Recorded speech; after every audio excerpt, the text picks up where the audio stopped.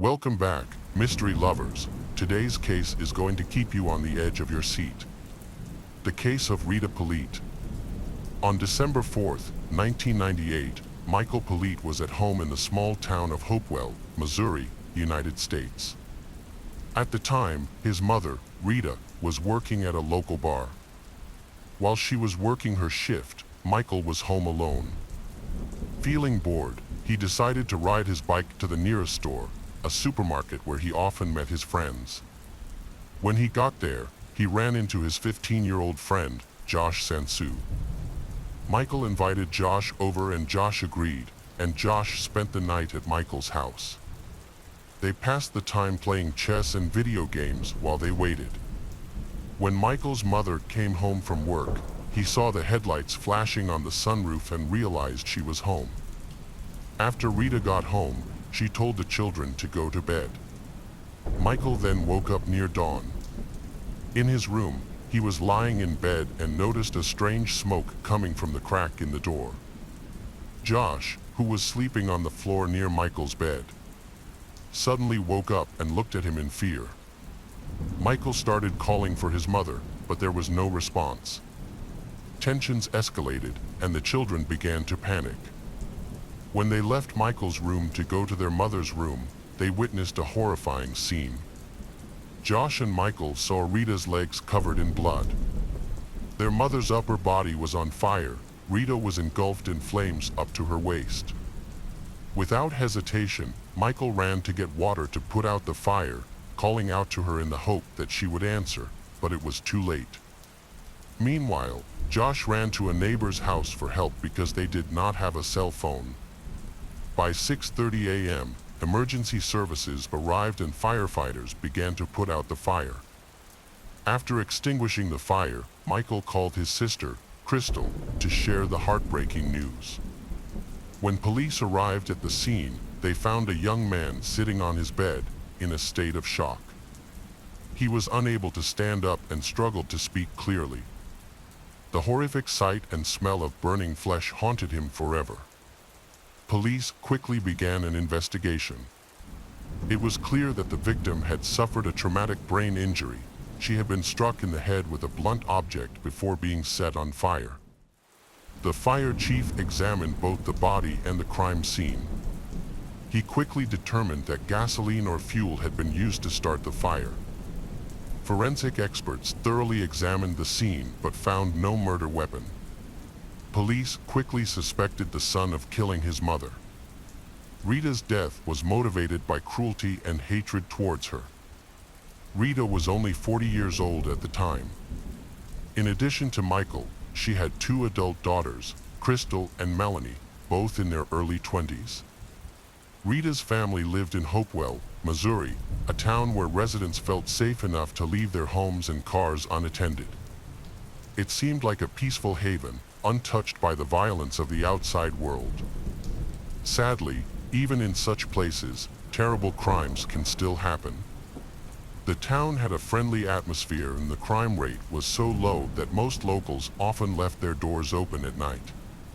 Michael's mother, Rita, left the door open without considering the potential danger, which may explain why there was no forced entry. The police's attention was now focused on Rita's son, Michael. Michael's parents, Edward and Rita, met when they were young and eventually married. Their first children were twins named Crystal and Melanie. The girls had vivid memories of their father's cruelty. Although Rita loved Edward very much, he often cheated on her and eventually became abusive, both emotionally and physically. Unable to bear this treatment any longer, Rita decided to get the police involved. The children often witnessed their father's violent outbursts, which later led to behavioral problems, especially in Michael. About a year before the massacre, the family dynamics worsened significantly. During this time, Michael witnessed Edward physically attack Rita. He knocked her to the ground with several blows and began to strangle her. Michael and his sisters were terrified for their mother's life. Fortunately, the children managed to distract Edward, allowing Rita to escape from his grip. Following this incident, the family faced many challenges. In the summer of 1998, after over 20 years of marriage, Rita filed for divorce. Edward sought joint custody of their children, but the kids did not want to live with him. Rita chose not to escalate the situation. When filing for divorce, she cited her husband's infidelity but did not mention the years of abuse she endured. As a result, the court awarded shared custody, forcing the children to visit their father, whom they despised. Michael and Josh were taken to the sheriff's office. Although the teens were clearly not ready to talk, the police began an immediate investigation. On the way to the police station, the patrol car driver noticed Michael making strange comments and showing little emotion. Although the body had not been identified, Michael insisted that it was his mother, since there was no one else in the house. The police, ignoring the possibility that Michael might be in shock and not fully comprehending what he was saying, became increasingly suspicious of his involvement in the incident. At the police station, Michael underwent a voice stress test, which is also known as voice stress analysis. After the test, the officers informed him that he had failed, but this could be attributed to the trauma he experienced after witnessing his mother's death. Furthermore, voice stress tests are controversial and their results are often considered unreliable, usually not accepted as evidence in court. The police also took Michael's shoes, and specially trained dogs detected traces of flammable substances on them, suggesting they were used to ignite Rita's body after the murder. The Michael seemed to be attempting to hide his actions. Michael and Josh both claimed they had no idea what had happened. They were questioned without a lawyer present. According to the teenagers, they had been in Michael's room for some time, sleeping, and had not heard anything that had happened. Michael claimed that he had been in bed and had only come out when he smelled smoke. However, the police did not believe their testimony and the questioning became increasingly tense. Both boys remained in custody. Josh's mother went to the police station to support him as much as she could, while Michael's father chose not to support him and did not appear. On the second day, Josh made a statement on video camera in the presence of his mother and several police at once. He explained that he was not sure what had happened, but that he had woken up in the middle of the night just before the fire and found his friend Michael missing. He also admitted that he was fed up with the situation. The police took this as a contradiction to Michael's statement, which meant that Michael was lying. Josh's statement essentially confirmed the police's suspicions of Michael's involvement in his mother's murder. On December 7, 1998, Michael was arrested for the murder of his mother, shocking both him and everyone who knew him. Michael believed that it was a misunderstanding and was confident that he would be proven innocent and released. He maintained his innocence, but this did not convince the police. Michael insisted that he would never harm his mother, whom he loved dearly. Although they had had some recent conflicts, he hoped to gain support from his uncle and aunt, who lived nearby. His uncle, a politician, along with his sisters, sided with him, believing that he could not have harmed his mother. They believed that the investigation should focus on their father Edward. However, Edward was cleared of the crime because he had an alibi. Many people noticed problems in the relationship between Michael and his mother. The family struggled after the divorce. Financial difficulties affected both mother and children, and Michael, a schoolboy, faced challenges during this difficult transition. The police became suspicious because of Michael's behavior, which was hardly exemplary. In 7th grade, he began skipping school frequently. Teachers were concerned that he might not advance to the next grade due to his behavioral problems. About 10 months before the tragic events, Michael's behavior became significantly worse, and witnesses reported that he had threatened Rita. This led to Michael being taken to a psychiatric clinic. However, doctors found no underlying problems and attributed his behavior to puberty and the stress of his parents' divorce. Michael later admitted that threatening his mother was the biggest mistake of his life. Unfortunately, he could no longer apologize or take back his words. Many troubled teens act in similar ways, but not all of them go astray. Michael was not a criminal. He did not associate with bad influences or get into trouble that would make him a potential suspect. Although he denied any wrongdoing, the police were still fully convinced that he was guilty. Years passed as Michael waited for his Supreme Court hearing.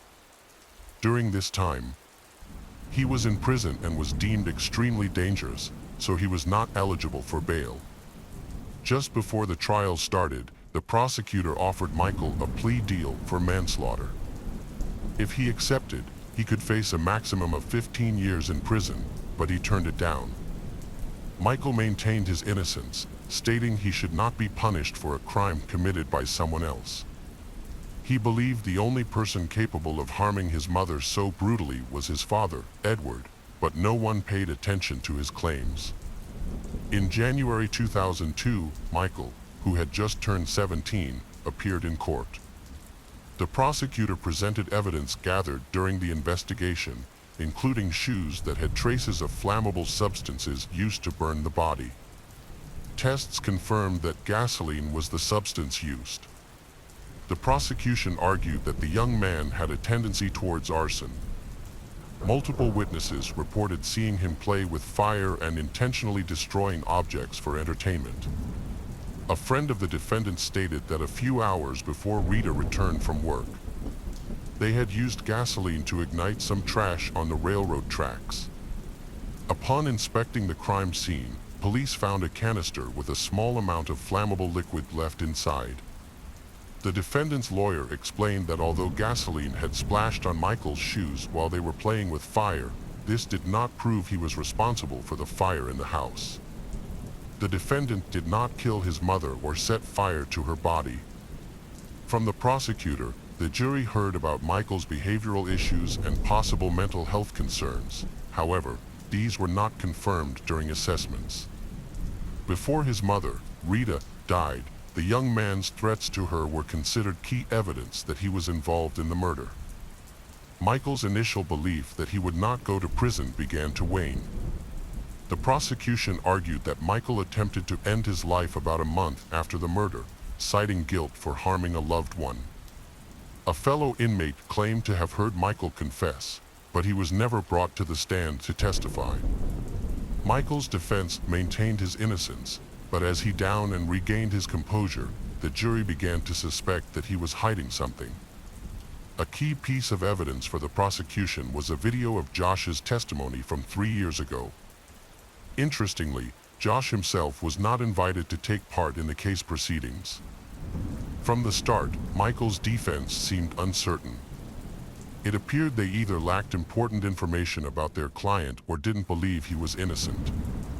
The defense focused on the absence of direct evidence from the prosecution, which was actually true. No murder weapon or significant evidence was discovered. Additionally, there were no bloodstains or other traces on the Michael's clothing that suggested an attack had occurred. There were also no injuries that indicated he had struggled with the victim. The prosecution's hearings for the case lasted 3 days, after which the jury deliberated on the verdict. Initially, they struggled to reach a decision because the case was highly controversial. Eventually, they agreed that Michael was guilty of second-degree murder. Since he refused to cooperate with the prosecution, he received the maximum sentence of life imprisonment. Michael was stunned by the verdict. He accused the court of wrongful conviction and viewed himself as a victim, but he was sent to prison in Missouri regardless. No one paid attention to his claims anymore. This high-profile case drew the interest of several human rights activists who believed in Michael's innocence. However, over time, their interest in the case waned. The state correctional system is known for its extreme cruelty. From the moment he was imprisoned, Michael encountered the harsh realities of local prisons, which are among the most dangerous in the United States. On his very first day, he had a fight with his cellmate, Rome, and was sexually assaulted by prison staff. He realized that to survive in this environment, he had to adapt quickly, otherwise, he might not make it to his appeal hearing. Desperate to live freely again, he was determined to navigate this difficult phase of his life. He maintained that his conviction was due to a mistake. Despite feeling out of place in prison, Michael chose to alter his behavior by becoming more aggressive and getting multiple tattoos, as this was viewed positively by other inmates. This was his way of protecting himself.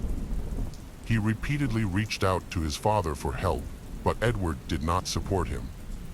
After 10 years of imprisonment, Michael's situation began to improve. During this time, he contacted the human rights organization Innocence, which advocates for the rights of those wrongfully convicted. The young man's case quickly drew the interest of several lawyers who thoroughly reviewed the case materials. They identified clear flaws in the investigation and the prosecutor's office. Human rights activists believed that the Michael's inconsistent statements made after his mother's death were a result of his fragile mental state and the trauma he had endured. Furthermore, it was evident that he was still a minor at that time. Given that his mother's skull was severely damaged, it was unlikely that a 14-year-old boy had the physical capability to cause such an injury to an adult. It was also suspicious that Michael's friend Josh didn't hear any sounds of a fight, suggesting that it likely never happened. Rita lost consciousness after just one blow from someone much larger and older than a 14-year-old boy. Furthermore, the fire chief's belief that the body was burned with gasoline was questionable. By the time emergency services arrived, the fire had already been put out, and any fuel had been consumed. The prosecutor's case relied solely on the dog's reactions, which indicated the presence of something that could start a fire. However, it's clear that the dogs couldn't accurately identify what they detected. The defense attorneys sought to challenge the key piece of evidence against the teenager, traces of gasoline found on his shoes. They argued that the testing method used to examine the soles was based on chemical reagents, which they believed was not reliable enough. They claimed this method could misidentify traces of gasoline as coming from certain polymers used in shoe production. Eventually, even the state crime lab supported this argument, noting that solvents and adhesives used in Michael's sneakers had chemical compositions very similar to gasoline. However, this information was not commonly known in the 1990s. Additionally, there was a video recording of Josh's statements. He had multiple conversations with police officers both before and after his friend's conviction. He mentioned that when he was 15, he endured lengthy interrogations by police, which were very tiring. Josh clarified that waking up in the middle of the night did not necessarily mean that Michael was harming Rita at that time. It was possible that his friend simply went to the bathroom. Ultimately, Josh expressed uncertainty about whether he could have seen an empty bed in the dark, suggesting that Michael might have been lying underneath it. Josh initially maintained Michael's innocence. However, the police created a misleading story using conversations taken out of context. Recordings from the interrogation revealed that Josh believed Michael was guilty. Josh later recanted his initial statement, revealing that police had threatened him into a plea deal to avoid being incarcerated with Michael. As a result, Josh did not testify at trial. Instead, the prosecution presented a video and audio recording of his testimony that showed potential involvement, without bringing Josh to trial. Michael's attorneys argued that this was because Josh could have contradicted key evidence that the prosecution relied on. Had the defense attorney had the opportunity to speak to Josh, the outcome may have been different. Following the incident, the media focused on securing Michael's release from prison by gathering evidence that disproved the prosecution's allegations. Many people close to Rita believed that Michael's father, Edward, was the real killer. Edward had a strong motive for the crime. After their divorce, the court ordered him to pay a significant amount of alimony to his ex-wife, which severely affected his finances. Many people attested to Edward's poor character and the way he treated his wife. During the divorce proceedings, he openly threatened Rita, saying that she would not live long enough to receive alimony. However, when Edward Polite was questioned by police after the murder, he gave an alibi, He had been more than 100 kilometers away from his home during the time of the crime, and witnesses corroborated his testimony. Therefore, any suspicion against Edward was dismissed. From the beginning, Michael insisted that his father was the only one capable of planning Rita's murder, suspecting that Edward was working with others to commit the crime. This theory was further supported by his legal team. Attention turned to Edward's brother Johnny. Interviews were conducted with neighbors and Johnny's wife, who testified that he returned home around 6 a.m. on the day of the murder and then disappeared overnight without giving a clear reason for his absence. Neighbors also reported seeing his pickup truck near the Rita's home late that night. During the investigation, police discovered a crowbar among Johnny's belongings, which appeared to be the instrument used to inflict the fatal injuries on Rita. The crowbar was sent for examination and was tentatively identified as the murder weapon. Despite this evidence, the prosecution maintained that Michael was guilty. His attorneys filed an appeal. They brought all their supporting evidence to the appeal. Unfortunately, Missouri's judicial system is notoriously strict, making it difficult to overturn a verdict or reopen the case. From the start, the court imposed obstacles on Michael's legal team, leading to the dismissal of their appeal. As the legal battle continued, it seemed that Michael's lawyers were in trouble. Then, in 2021, something important happened. Missouri passed a new law that gave a second chance to juvenile offenders convicted of serious crimes. Michael and his legal team quickly seized this opportunity, which played a key role in their case. On April 22, 2022, Michael's two sisters, Melanie and Crystal, brought the entire family to the rehabilitation center to welcome their younger brother, who had been paroled after 23 years. At age 38, as he walked out of prison, Michael looked up at the sky and expressed gratitude to his mother, recognizing her unwavering support for keeping him hopeful during his difficult years in prison. After his release, Michael wanted to ride a bike, a favorite hobby from his life before prison.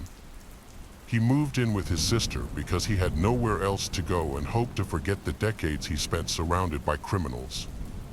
To help with this, he started removing the tattoos that reminded him of his time in prison. Eventually, he found work as a carpenter and reconnected with his old friend Josh, who sincerely apologized for his part in what happened.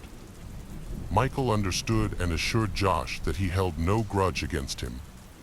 Josh expressed regret for not sleeping on the sofa that night. He believed that if the attacker had come in through the front door and seen Josh on the sofa, things might have turned out differently. Despite the new law allowing for conditional early release, the prosecutor could still initiate a new trial at any time for those who had been released. However, Michael recognized that there were significant gaps in the police evidence against him. The case against him relied solely on circumstantial evidence, which could be challenged. These accusations had a serious impact on his reputation, but he remained hopeful that the court would reconsider the case, especially since the real killer was still at large. The lawyers proceeded with caution to avoid harming Michael or provoking Missouri's justice system. Eventually, the local sheriff acknowledged the need to reopen the investigation into Michael's mother's murder. This renewed focus required police to re-examine a large amount of evidence that had been neglected for over 20 years. One key piece of evidence, the Rita's car, was also available for analysis. The prosecutor's office collaborated with the defense team, marking a significant turning point for Michael. He had been imprisoned for a murder he did not commit since he was just 14 years old. After spending 23 years behind bars, which represented most of his life, he longed to return to a normal life and felt he was finally on that path. However, he still needed to clear his name completely. Additionally, Michael was determined to find his mother's real killer, convinced that his father was responsible for setting him up. This betrayal had devastated his life while his father continued to live freely. The investigation into the crime was still active, and despite the obstacles presented by the local justice system, many law enforcement officials, including the prosecutor, supported Michael. With their backing, he felt confident that the true criminal would eventually be brought to justice. The investigation is ongoing, and there are indications of progress. However, even if justice is served, it won't bring back the lost decades for Michael. The case of Blagg family. Jennifer Blagg was born on January 8, 1967, in Oklahoma, USA. She grew up with her mother and one brother, and they were very close from a young age. Jennifer was creative, sociable, and enjoyed playing the piano and dancing. However, she faced a traumatic experience in childhood when, at the age of 12, she was raped by a family friend who was much older than her. This incident deeply affected her, and it took a long time for her to heal. Despite this, she eventually overcame her feelings of resentment, pain, and anger, graduated from high school, and went on to attend college. Her future husband, Michael, was born into a military family. They frequently moved due to his father's career as a colonel in the U.S. Air Force. Growing up in such an environment was challenging, but Michael was a calm and obedient child. Michael was hardworking and intelligent. He even participated in a program sponsored by the governor to study nuclear physics, for which he received an honorary diploma. He continued to pursue his studies in science thereafter. Michael achieved everything by his own labor, because nothing in life came to him easily. He later shared that during this time, he worked as a pizza delivery driver to cover his college expenses. At 21, he married his first wife, but after about a year of constant issues in their relationship, they decided to get a divorce. In 2008, Jennifer enrolled at San Diego State University to pursue a business degree. Meanwhile, Michael chose to follow his father's path and joined the Navy, where he became a decorated Gulf War veteran and helicopter pilot. After returning from a business trip, he had some free time to explore the city. He attended a party with mutual friends where he met Jennifer. They feel an attraction to each other, and Michael asked her out on a date, which she accepted. They went to the movies and afterward decided to start dating. In 1991, Michael and Jennifer got married and moved to the quiet town of Simpsonville in Southern California. They enjoyed the peaceful atmosphere and made many friends through their church. As a deeply religious couple, they seemed well prepared to start a family, even though Michael was often away serving in the Navy. 4 years later, they welcomed a daughter named Abby. After her birth, Michael left the military and secured a high-paying engineering job with a flexible schedule, allowing him to spend more time with his family. In his spare time, Michael began teaching Sunday school, which he considered important. However, due to Michael's job, they had to move several times, which was challenging for Jennifer. She often felt like just as she was settling into a new city and making new friends, her family had to move again. Despite her struggles, but when Michael proposed moving, Jennifer easily accepted because of her religious beliefs. Their final move occurred in 2001, when they decided to settle in Grand Junction, Colorado. It was a small, cozy town, known as a winter resort, surrounded by mountains that attracted wealthy tourists. In Grand Junction, Michael took on an important role as an engineer for a company in that city. He also began teaching at the local Sunday school affiliated with the church. The family was very religious, and friends mentioned that they prayed about nearly every decision they made together. By 2001, Abby was 6 years old. She was getting ready for school and attended preparatory courses at a Christian school, where her mother, Jennifer, worked as a teacher's assistant. Abby was kind and helpful, assisting her parents with various household chores. She is also very religious, like her father and mother. On November 1st, 2001, Michael called 911. The police were called and, upon arrival, they met Michael. According to Michael, he had just returned home from work and was immediately concerned when he saw the open door, because his family is always closed.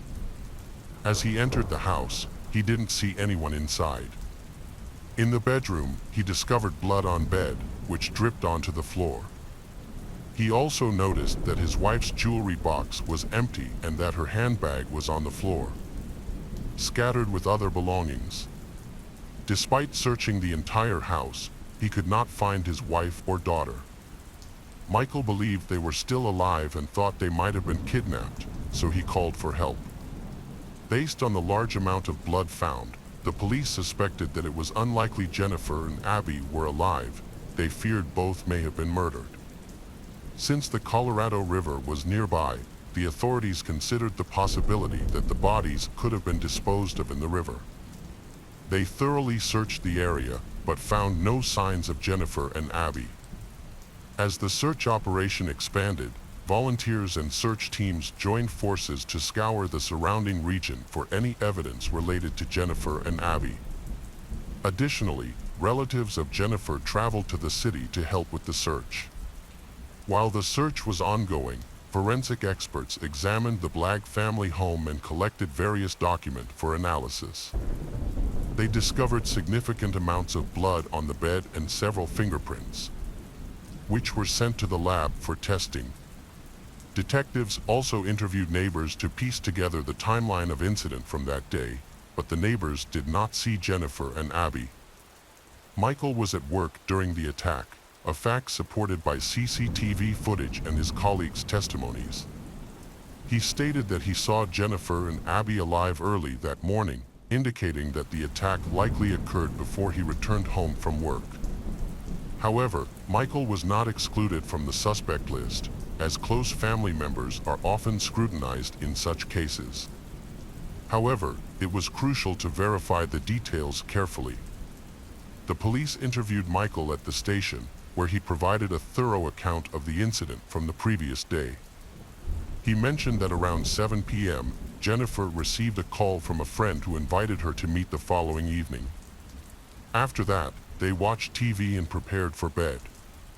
By around 10 p.m., the entire family had gone to their rooms. Michael noted that early in the morning, when he woke up for work, Jennifer and Abby were still asleep. They were scheduled to get up around 6:30 to allow him to take Abby to her preparatory classes at school. After that, Jennifer returned home to take care of her daily tasks. Her husband Michael usually called her several times a day, but on that day, she didn't answer his calls. Assuming she might be busy, Michael didn't immediately worry. He then called her friend, assuming they decided to meet during the day, but the friend didn't know her whereabouts. Michael then continued with his day. He assumed she was at home, doing the laundry, cleaning, and cooking dinner. As soon as Michael returned home from work, he sensed that something was terribly wrong. There are two things that make him feel unusual. His daughter, Abby, didn't greet him as she usually did, and there was no smell of dinner cooking, which was unexpected since his wife Jennifer had planned to cook before meeting her friend. The scene became even more ominous when he spotted blood and immediately dialed the police. To preserve the crime scene, Michael went outside and waited for the police to arrive. The detectives then took over the investigation, and their inquiries led them to Abby's school. They discovered that she hadn't attended classes that day, which didn't surprise her teachers. Apparently, someone had called the class teacher the day before, claiming to be Abby's father and informing the school that she would be absent. The teacher wasn't suspicious at the time, but they did recall that a man, claiming to be Michael, had made the call. However, when questioned, Michael denied making the call, which only increased the suspicions about him. Further investigations revealed that Jennifer's friend from church, Melson, had noticed trouble in the Blagg family's relationship. Melson reported that Jennifer appeared to be extremely afraid of Michael. Jennifer only felt comfortable meeting in secret when Michael was not around. Jennifer had likely been forbidden by Michael from having visitors at their home. On one occasion, when Melson visited their house at length, Jennifer became anxious and hastily asked her to leave, probably to avoid Michael finding out that her had been to their house. The day before Jennifer's disappearance, Melson contacted Jennifer to invite her and Abby to visit. Notably, She specified that Michael, her husband, would not accompany them, which was unusual since the family typically traveled together. Melson agreed but thought the arrangement was peculiar. It was clear that Jennifer had recently argued with Michael and wanted space from him. Despite the plans, Jennifer never showed up the following morning. Later, investigators discovered voice messages from Michael to Jennifer, in which he sent her well wishes and affectionate greetings. However, authorities suspect that these messages may have been part of a setup, as it's possible that both Jennifer and Abby were already dead when the messages were sent. This thing raised suspicion about Michael's involvement, but he insisted on his innocence. He even gave interviews to journalists, expressing frustration that the police were focusing on him, and even they overlooking other suspects. Michael said he was deeply concerned about his wife and daughter's whereabouts and felt the real perpetrator was still at large. He has offered a $3,000 reward for any information that could help speed up the investigation. The detectives remained suspicious of Michael's behavior, so they decided to monitor him closely. During their investigation, they discovered blood on the bed, but strangely, very little was found on the surrounding walls. Normally, blood splatters and scatters in various directions, but in this case, that wasn't the case. DNA analysis revealed that the blood on the bed belonged to Jennifer.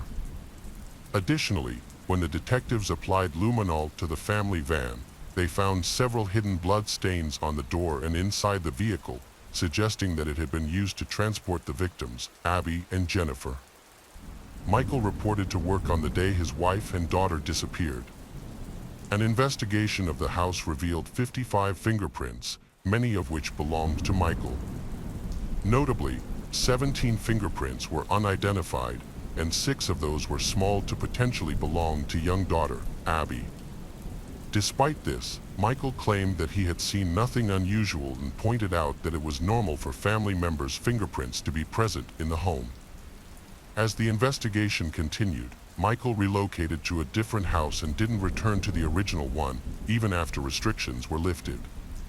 He chose not to clean and no return to the house, stating that it was too painful for him. However, this decision ultimately worked in the police's favor as they were able to periodically examine the crime scene. In interviews with journalists, Michael portrayed the disappearance as resembling a robbery, citing the missing jewelry and money from the house. He also mentioned that there had been a string of burglaries in the area over the past year, suggesting that his family had simply been in the wrong place at the wrong time. According to Michael, the thieves may have broken in while his family was asleep, inadvertently targeting them. He suspected that the robbers were provoked by something when they entered his house. Even so, he held on to the hope that his wife and daughter were still alive. He often referenced Bible verses when communicating with the media, maintaining his innocence when questioned by the media and the police. However, detectives were convinced that the incident was not a robbery, as they found no signs of forced entry. They believed that the stolen items in the house were just a setup to distract the investigation. The police noted that robbers typically target empty homes to avoid confrontations and complications. If they encountered occupants, they wouldn't waste time and energy brutally killing them. Instead, they would opt for a quicker method. In the Blagg family home, a diary belonging to Jennifer was discovered. In it, she wrote about having a severe argument with Michael the day before her disappearance and fearing that he might harm her.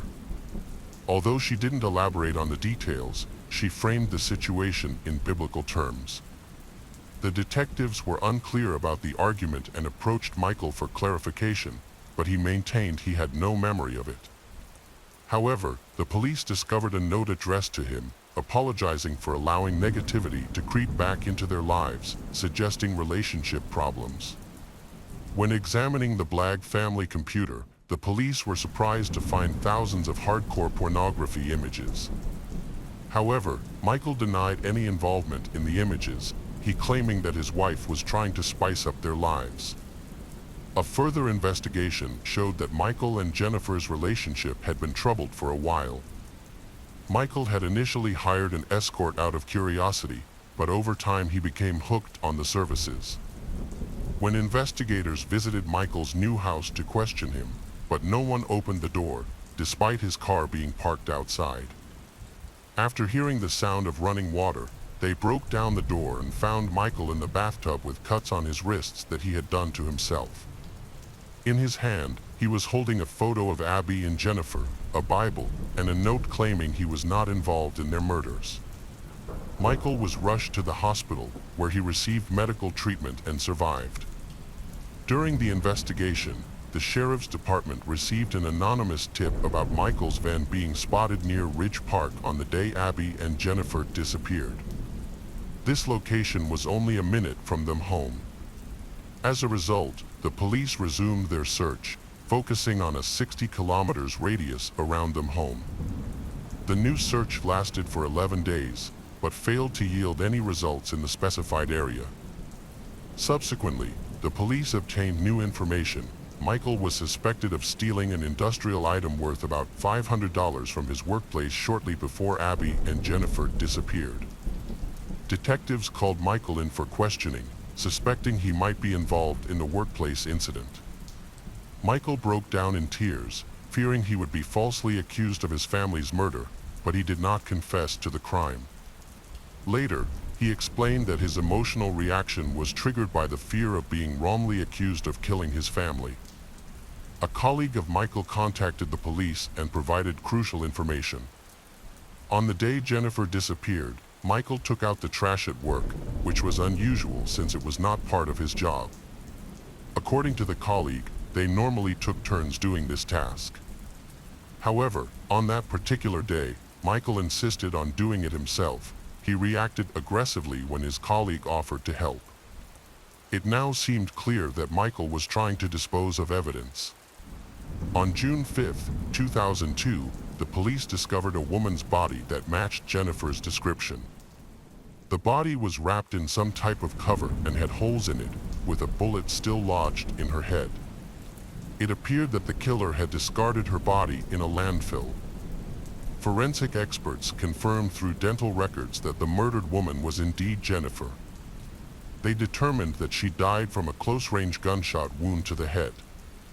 Additionally, they also was established that she was killed while sleeping, as a retainer was found in her mouth, which she only wore at night. Unfortunately, the body had lain in the open for 7 months, and as a result, the remains were severely decomposed, providing limited information for the investigators. Investigators found that there were several garbage sites assigned to different companies. After digging at the location where the Jennifer's body was found, they confirmed that this particular area was managed by the company where Michael worked. The police, considering this coincidence to be more than accidental, they intensified their search for Abby's body at the dump but were unsuccessful. Further investigation revealed that Michael had left the city without warning, relocating to a different state. Although Abby's body was not found at the dump, the evidence was sufficient to charge Michael with the murder of Abby and Jennifer. The relatives of Jennifer were deeply upset by the manner in which her body was treated, and they strongly suspected Michael of disposing of Abby bodies in a similar way. The detectives were unable to find anyone who knew the suspect Michael well enough to approach. However, they then discovered that his mother was still alive. Since she lived in Georgia, a state he often visited, the detectives decided to pay her a visit. Upon arriving at her house, they were met by a man. He was identified as Michael, who was subsequently arrested and transported back to Colorado to face charges of double first-degree murder. Following Michael's capture, the search teams decided to re-examine the landfill area. They regrouped and brought in volunteers to aid in the search. Over the course of 7 weeks, they searched through 7,000 tons of trash, but unfortunately, they never found Abby's body. The prosecutor's office suspected that Michael was living a double life. On the surface, the family appeared perfect, but in reality, Michael was manipulative and cruel. However, his first wife did not support these claims, stating that she had never experienced insults or physical abuse from him. In contrast, Several witnesses reported that Michael's relationship with Jennifer was troubled from the start, with frequent arguments even before they got married. Michael and Jennifer's issues stemmed from Michael's love for partying and spending time with friends, while Jennifer wanted to build a strong family and asked him to stop going out. Eventually, Jennifer issued an ultimatum, and Michael chose to commit to her. They got married, and soon after, they had a child. During this time, Michael was still serving in the Navy, which often left Jennifer alone to cope with postpartum depression and care for their newborn daughter. Although she faced many difficulties, but Jennifer never complained. However, the relationship began to deteriorate due to domestic issues. After that, Michael found a job as an engineer, and things seemed to improve. He also started teaching at a Sunday school. However, his fellow teachers disagreed with his teaching methods and views on discussing topics like sex and abortion with teenagers. His liberal approach clashed with the conservative values of the Sunday school, leading to him having to quit his job there. Following this, the Blagg family traveled a bit more before settling in a new location to start fresh. This move resulted in big debt because their house in South Carolina took a long time to sell. Jennifer was initially unhappy in their new home and frequently called her friends, wishing to return. However, since Michael was earning a good income and managing to pay off their debts, she chose to stay with him during this challenging time. Before the violent incident occurred, there seemed to be a serious issue in the marriage. A local law firm employee reported that a few days before Jennifer's disappearance, she sought marriage and family counseling. Unfortunately, she was turned away because the lawyer was on vacation. Jennifer revealed that she had been a victim of Michael's violence and wanted to initiate a divorce. The firm intended to assist her as soon as they returned, but she vanished before they could meet again. Although police searched her house, car, and garage, they found no traces of her blood. However, it was suspected that Abby was likely murdered because she may have witnessed her mother's, Jennifer, murder. It was believed that she was probably strangled, which could explain why there were no blood traces found. The prosecutor's office decided to pause proceedings to gather information about the child Abby. Without a body, proving the murder would be extremely challenging. Michael was released on bail and allowed to stay with his mother within the city while awaiting the hearing. Michael claimed he could not have killed his family, stating he had no motive. He insisted that family relations were good and mentioned he had been preparing for Christmas by buying gifts worth over $5,000 for his loved ones. However, no one found his claims credible. The hearings were scheduled for March 2004. It was believed that Jennifer wanted to end her relationship with her husband, Michael, who did not agree and became angry. The prosecutor's office suspected that he killed both his wife and possibly their daughter during the night, then hid their bodies and went to work in the morning, trying to dispose of them with the trash. After his work shift, Michael returned home and called the police. Jennifer's mother testified for the prosecution. At first, she supported Michael, but her opinion changed when she saw the evidence. She claimed that Michael had been abusive to Jennifer for a long time, particularly when he was drinking. During those times, he would often attack and choke Jennifer, sometimes leaving her unconscious. After 12 hours of deliberation, the jury found Michael guilty of murdering Jennifer and sentenced him to life imprisonment without the possibility of parole on April 16, 2004. Although the trial concluded, but Michael's story did not end there. 10 years later, Michael had a chance to retry his case.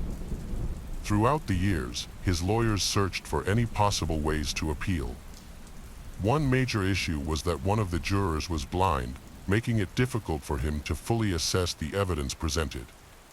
Additionally, a female juror had intentionally provided false information on her questionnaire. She later confessed, explaining that her bias against Michael stemmed from her own experiences as a long-term victim of domestic violence. This affected her ability to objectively consider the details of the case, resulting in her vote against him. As a result, the verdict was overturned, and preparations for a new trial began. The lying juror was found guilty of contempt of court and received a 10-day prison sentence along with a $10,000 fine. In a surprising turn, the defense introduced a new suspect, a man named Philip Ruins, from Montana. He was linked to a series of brutal rapes, and both Jennifer and Abby were among his many victims. In November 2001, it was reported that he was in Colorado around the same time Abby and Jennifer went missing. Philip had a history of brutal crimes but had never faced punishment until now. In 201st, a new trial was held for him. This time, the prosecution called in an expert to analyze the crime scene.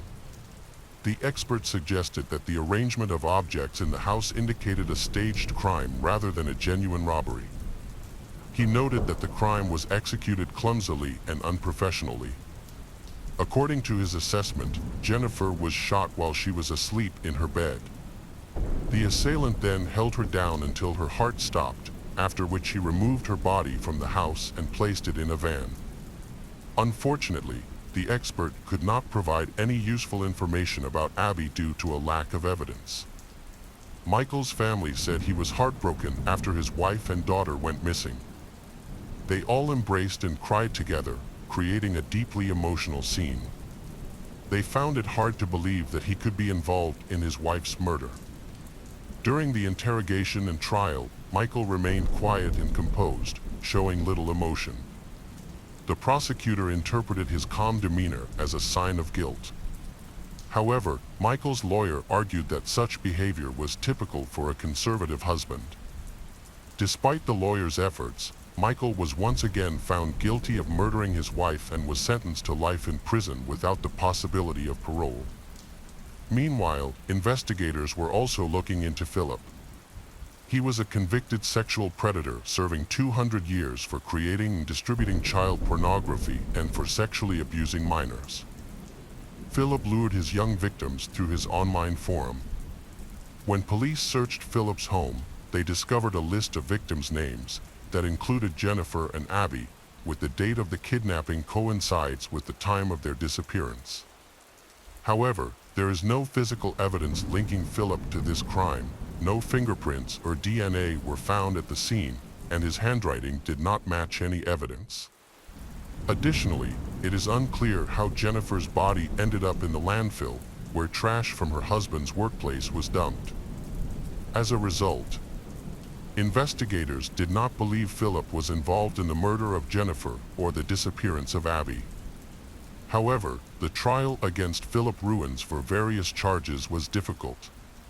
Many of his victims experienced significant mental health problems due to the violence they endured. Some faced substance addiction, while others suffered from persistent nightmares. Unfortunately, there has been little advancement in the investigation into Abby's disappearance, as Philip has not admitted to the murders of either Jennifer or Abby. Abby's body has still not been located, and her fate remains unknown. She could possibly still be alive. A portrait of Abby has been created, and debates are ongoing about whether Michael is truly guilty of his wife's murder or if he was wrongfully convicted. The case of Lynn Hernan. In Wisconsin, USA, there is a small town with a population of around 15,000, located near Milwaukee.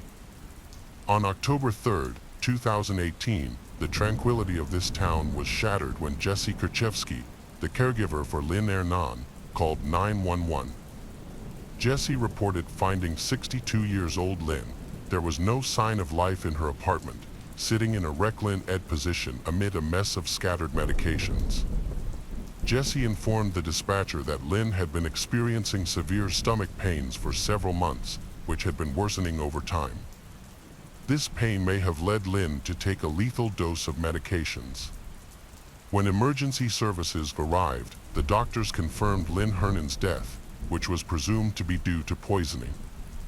It was essential to perform all necessary tests, including toxicology, to determine the cause of Lynn's death.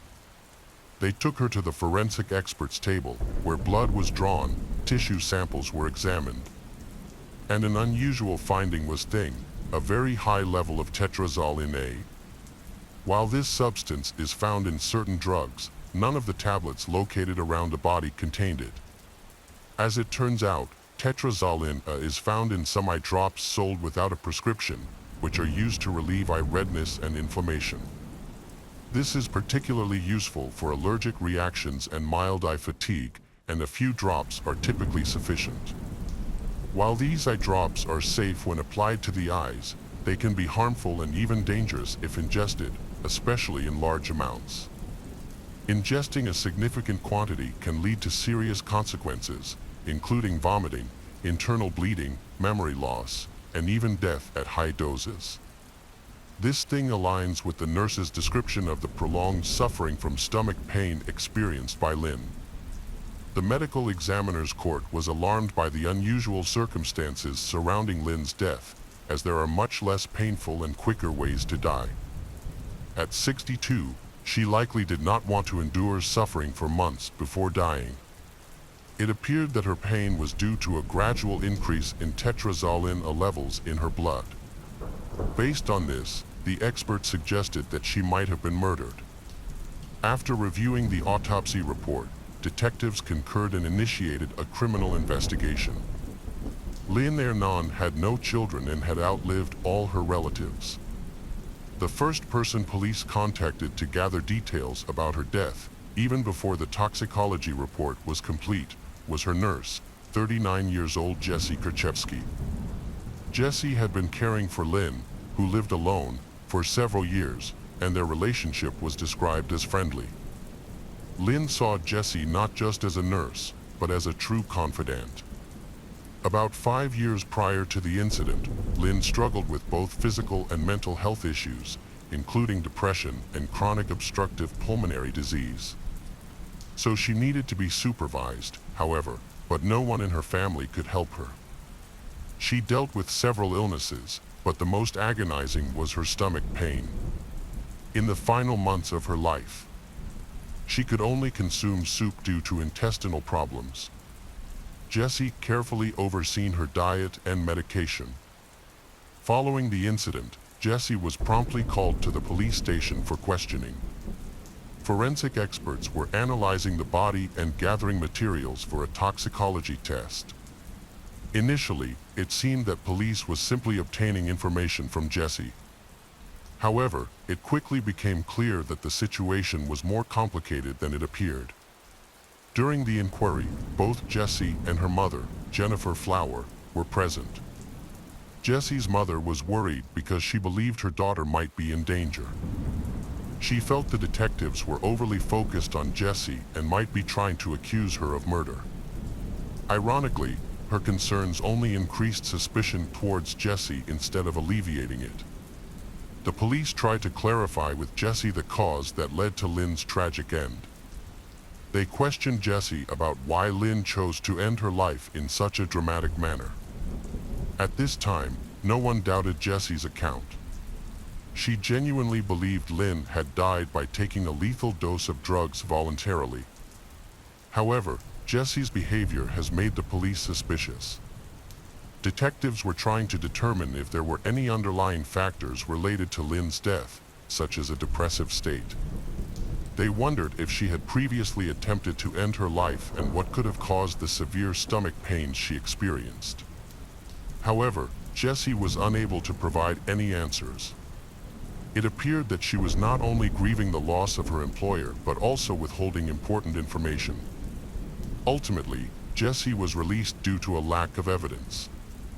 The investigators were awaiting the official conclusions from a forensic expert following a toxicological examination. After the police became suspicious of Nurse Jennifer, they began to keep an eye on her mother, Jennifer. They interviewed Jennifer and learned that she had been a close friend of Lynn. She had helped her daughter, Jessie, secure a job with Lynn's home. Together, they provided care for Lynn. Assisted Lynn in Lynn with age-related issues, care, and providing everything else needed. However, Jennifer also raised suspicions among the police. At this time, the toxicology results appear to be particularly worrying. Given Lynn's age and health issues, it was unlikely that she had been ingesting eye drops orally for an extended period. Investigators needed to figure out how such a large quantity of the drug ended up in her system. Experts indicated that a lethal dose of the substance would require at least 4 bottles, while the results suggested Lynn had consumed at least 6 bottles, which should have led to severe stomach cramps and pain before her death. Shortly after Lynn's death, an unusual situation arose. Jesse and Jennifer purchased a new, large, and expensive television, even though their income was modest. Additionally, the police found the car that Lynn had given to her nurse, Jessie, to be suspicious. Investigators noted the peculiar behavior of Jessie and Jennifer, which increasingly suggested that Lynn's death was not voluntary. Typically, criminals attempt to cover up their actions and hide evidence to evade justice, but this situation appeared to be different. Besides, Jessie and Jennifer showed no signs of grief. Instead, they seemed to revel in the inheritance, which deepened the suspicions against them. The police began to suspect that Jessie might have orchestrated the murder. Jennifer did not have regular access to Lynn's apartment, but Jessie visited Lynn almost daily, allowing her easy access to Lynn's food and medicine. Jessie insisted that she truly loved Lynn and wanted to help Lynn. The two had become like family. However, the detective suspected that Lynn had made a serious mistake by allowing someone who could potentially harm her into her life. The suspects, Jessie and Jennifer, stayed attentive to the investigation, frequently calling the police station to check on the case's progress. The detectives realized that Jessie and Jennifer weren't genuinely concerned about what had happened. Rather, they were worried about being found out. Their behavior indicated they were closely monitoring the investigation. More evidence of Jessie and Jennifer's involvement and a thorough investigation were necessary to ensure justice. Jessie and her mother noticed that the police had taken a greater interest in their activities. During each visit to the station, Jessie felt compelled to defend herself. She said had a close relationship with Lynn and they treated each other like family. Jessie argued that any suspicions against her were baseless, insisting it was just a coincidence that she was a nurse and always in close contact with Lynn. Being a nurse did not make her a killer, but the detectives relied on more than just assumptions. Initially, Jessie did not mention on the increased levels of tetrazzolina found in Lynn's blood. However, when she was cornered, she revealed that Lynn frequently used these eye drops and might have applied them without realizing it. Jessie attributed this to Lynn's cognitive issues, which sometimes caused her to lose control over her actions. However, the police quickly identified a key witness named Andrew Pooh. Although he was not related to Lynn, he described their relationship as close and friendly. Lynn had lived with Andrew's family, and he saw Lynn as his grandmother, she even helping him financially during his college years. Since she had no children, Lynn wanted to leave Andrew an inheritance, but he declined to avoid any suspicion of wanting money. Despite his refusal, Lynn insisted on naming him as her heir since she had no other beneficiaries. However, they never had the chance to finalize this arrangement. According to Andrew, Lynn had proposed leaving him an inheritance between $10,000 and $50,000. He frequently visited Lynn and knew Jessie, her nurse. Andrew suspects that Lynn's death may have been related to Jessie's fear of losing her inheritance, especially since she knew that Lynn intended to leave her fortune to Andrew. After Lynn passed away, Jessie unexpectedly inherited all of Lynn's property, which raised suspicions. Andrew approached Jessie hoping to receive part of the inheritance, but she claimed that Lynn had many debts and hadn't paid her bills for a long time. As a result, Jessie said most of the inheritance would go towards settling those debts. This led Andrew decided to consult lawyers to verify this information. After that, Jessie got in touch and arranged to meet with Andrew. She gave him documents that she proved Lynn's debt had been repaid. After settling all debts, Jessie said she had only $26,000 left and offered to share it with Andrew.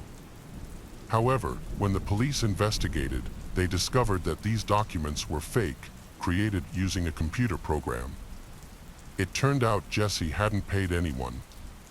This discovery led investigators to take a closer look at Lynn's financial situation. They quickly learned that during her time as a nurse, Jessie had conducted suspicious transactions involving Lynn's finances. She applied for a loan to the bank, the application was approved, and as a result the loan was disbursed. Even though the loans were in Lynn's name, Jessie was the one who actually used the funds.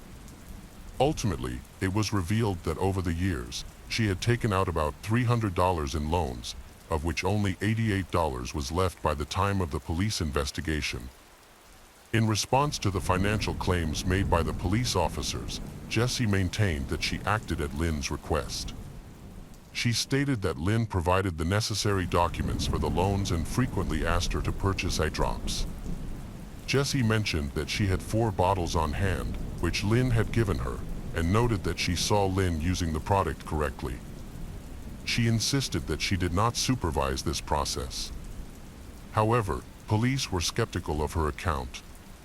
At the crime scene, there were no eye drop bottles found near the body. Instead, pills were littered around, and no traces of those pills were found in Lynn's body. Lynn was said to have kept her bottle of eye drops on her nightstand, but a thorough search of the apartment revealed they were missing. The situation became increasingly complicated, suggesting that someone had staged the scene. It appeared that it had been discarded to hide evidence. The forensic expert believed that Lynn had been ingesting the eye drops for an extended period, leading to poisoning, severe pain, and ultimately death. It seemed unlikely that Lynn could have used such a large quantity on her own. This indicates that someone has poisoned her. Jessie, who spent the most time with Lynn and managed her diet and medications, emerged as the primary suspect. Suspicious thing, the detectives did not contact Jessie or summon her for questioning. Instead, she frequently visited the police station to ask about the investigation's progress. Jessie maintained that she had no motive to harm Lynn and denied any involvement in financial fraud. However, the circumstances surrounding the drugs continued to trouble the investigators, who began to apply pressure on Jessie. She shared bizarre stories about how Lynn supposedly enjoyed mixing vodka with eye drops, claiming this gave Lynn extra enjoyment from the drink. Jessie insisted she was unaware that regular eye drops could be dangerous and viewed it as just one of Lynn's eccentric habits. Jessie stated that on that fateful morning, she brought 4 additional bottles of eye drops to the Lynn's apartment and claimed that Lynn even mixed them into her water. This situation continued for about 6 months until a tragic conclusion, making the story increasingly bizarre. Despite the circumstantial evidence gathered by investigators, detectives believed Jessie was fabricating excuses. Ultimately, they decided to arrest Jessie on suspicion of premeditated murder. Evidence from the crime scene, including Jessie's cell phone, was sent for analysis, which provided the police with more information. They discovered that Jessie was in regular contact with her boyfriend, Scott Craig. The conversations between Jessie and Scott particularly caught the attention of police. It became evident that Jessie's assertion of being unaware of the dangers of ingesting eye drops was untrue. She had been researching this information online for some time. By the time she started caring for Lynn, she was already knowledgeable about products containing the harmful substance, suggesting she had intentionally chosen medications that contained it in high amounts. Jessie first considered using eye drops as a way to poison Lynn because they could be easily purchased without a prescription. All she needed to do was persuade Lynn to take them orally or secretly mix them into Lynn's food or drink. Due to Lynn's cognitive difficulty, so this seemed simple. From Jessie and Scott's conversations, it seemed he was unaware that Jessie was attempting to poison Lynn. However, a few months before the incident, a conversation revealed that Jessie had mentioned Lynn's serious illness, including episodes of vomiting blood, which led to Lynn being hospitalized. Doctors later reported that she had been poisoned. The investigation showed that Jessie must have known the consequences of her actions. The police looked into Scott's potential involvement and brought him in for questioning. He denied any knowledge of the poisoning plan but claimed that Jessie had informed him about Lynn's previous poisonings. Scott viewed Jessie as a pathological liar, and their relationship was close to ending. He thought Jessie fabricated the poisoning story to gain his sympathy and reconcile with him. During another conversation in September, Jessie claimed Lynn was hospitalized and on medication, stating that Lynn is in intensive care and is on life support machines. In reality, Lynn had already passed away. Scott was fed up with the relationship and wanted to end it that day. However, Jessie attempted to manipulate him again by claiming that Lynn was in the hospital, hoping to elicit his sympathy. She was trying to hold on to their relationship. The situation was complicated. Was it a fatal overdose or a carefully planned scheme to obtain an inheritance? It turns out there was a clear motive in Jessie's actions. Over time, motivation will reveal itself. It is possible that Lynn found out about this, leading to her murder.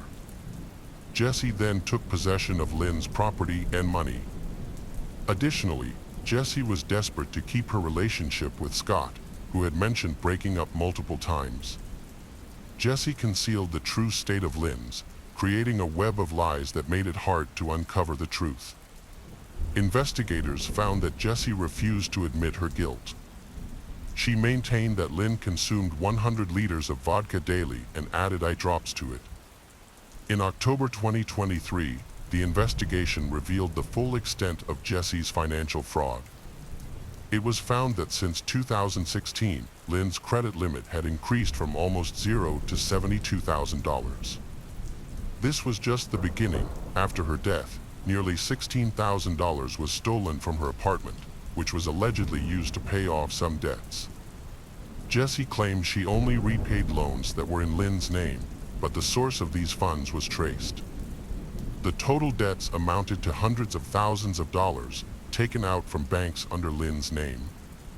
Additionally, items worth $155 were stolen from Lynn's home. Initially, these items were reported missing, but it was later discovered that Jessie started receiving money in her accounts shortly thereafter, likely from the sale of Lynn's possessions. Lynn was a wealthy single woman who rarely used credit cards or loans. Additionally, the sudden rapid increase in debt that shortly after she hiring a new nurse, Jessie, seemed suspicious. Reports indicated that Jessie visited the casino every month, gambling large amounts with her boyfriend Scott, who didn't question where the money was coming from. They often went to gambling establishments at least twice a month. The investigation revealed that Jessie had a prior criminal record. Despite being young, she had a significant history of offenses, including document forgery, fraud, and gambling.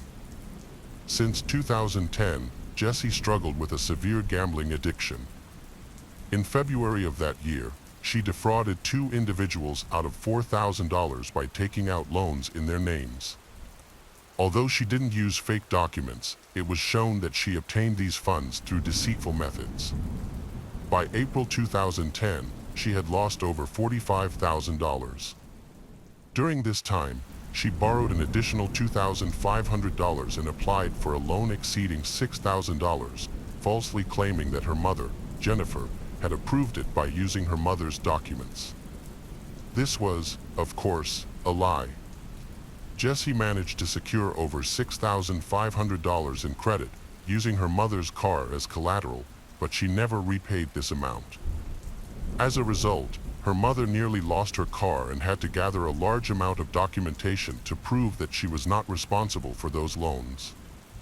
Jessie was imprisoned for 2 years but was released early due to good behavior. Her mother stated that she struggled with a severe gambling addiction. The prosecutor's office claimed that 25-year-old Jessie committed premeditated murder to gain financial benefits from her victim, Lynn. By doing so, she attempted to eliminate her own debts. It is alleged that she killed Lynn, who had endured pain and progressive for years, without considering the consequences. Jessie described the act as one of mercy, said that she could no longer bear to see Lynn One suffer. The lawyers argued that Jessie did not kill Lynn. They explained that Lynn had cognitive impairments and did not understand the risks of type of eye drops she was taking. They stated that Lynn believed that drinking vodka mixed with eye drops would help her sleep better, leading her to use the drops without realizing the danger. According to the prosecution, on the day of the murder, Jessie provided Lynn with water that contained the contents of 6 eye drop bottles. However, the lethal dose was only 1 bottle.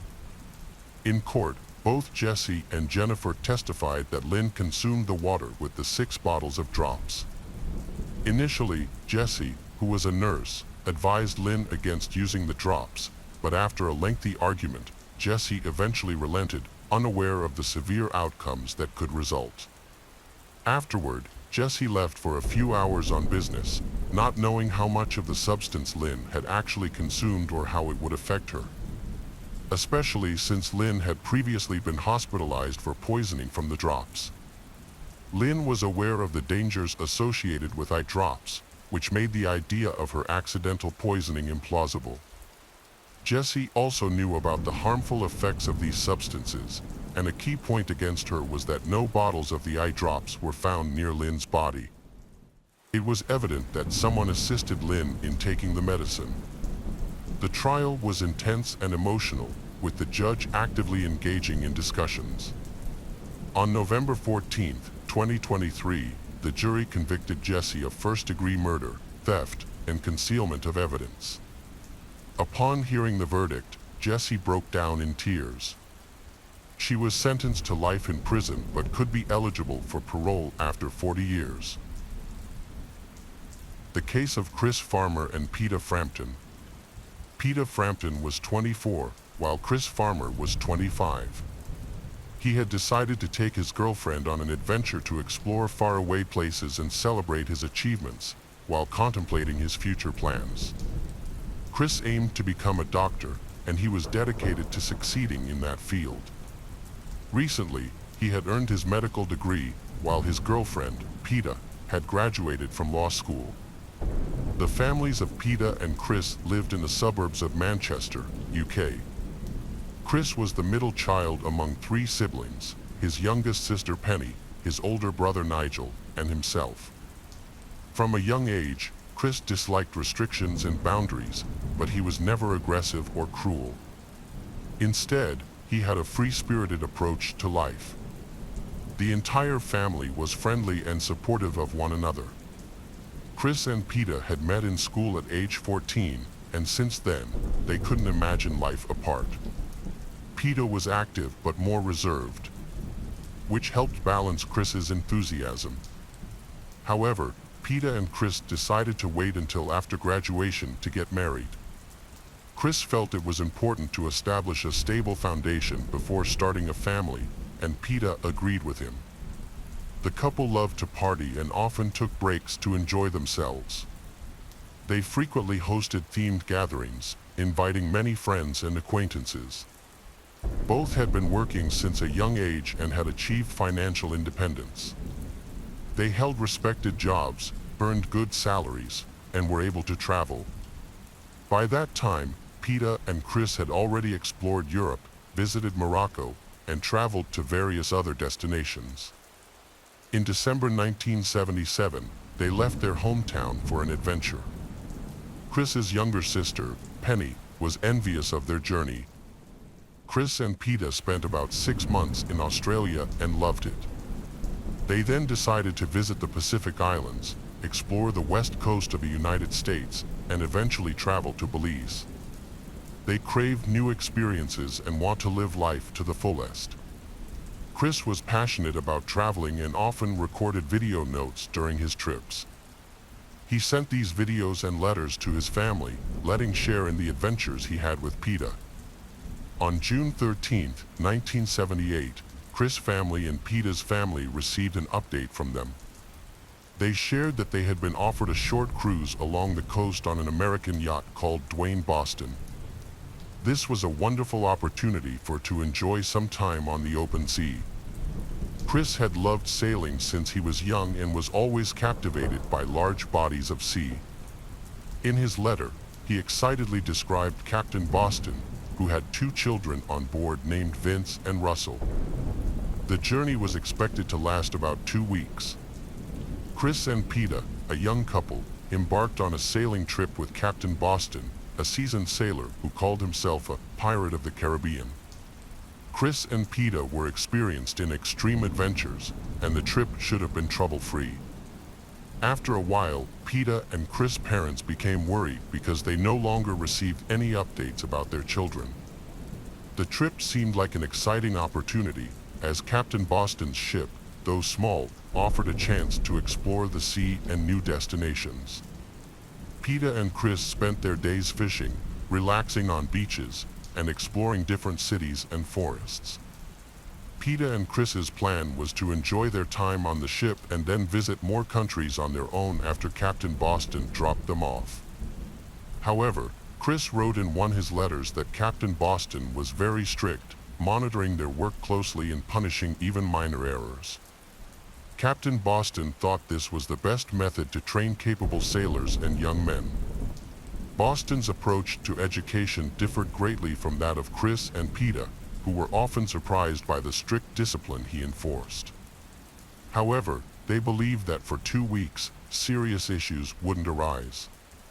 Later, one of Captain Boston's children recalled that, at the start of the journey, everything felt quite normal. But as the ship became cramped and minor disagreements occurred, tensions grew to the point where the adults could barely tolerate each other. The children Vince and Russell also frequently argued over minor matters, while their father, Boston, appeared to be disengaged. Chris informed his relatives that their plans had slightly changed. They now decided to land in Livingston, Guatemala, which meant they would finish their trip earlier than expected. After that, Peta planned to fly to New Orleans, while Chris intended to travel to Trinidad. Chris expressed dissatisfaction with the small yacht trip, suggesting that they were growing weary of seeing the sea every day. Additionally, the boat's limited space prevented them from maintaining distance from other passengers, causing irritation among everyone involved in the journey. However, Peta and Chris continued their journey, sailing around various islands, which made their experience more enjoyable. One morning around 11 o'clock, they landed on an island and went to visit the local lighthouse.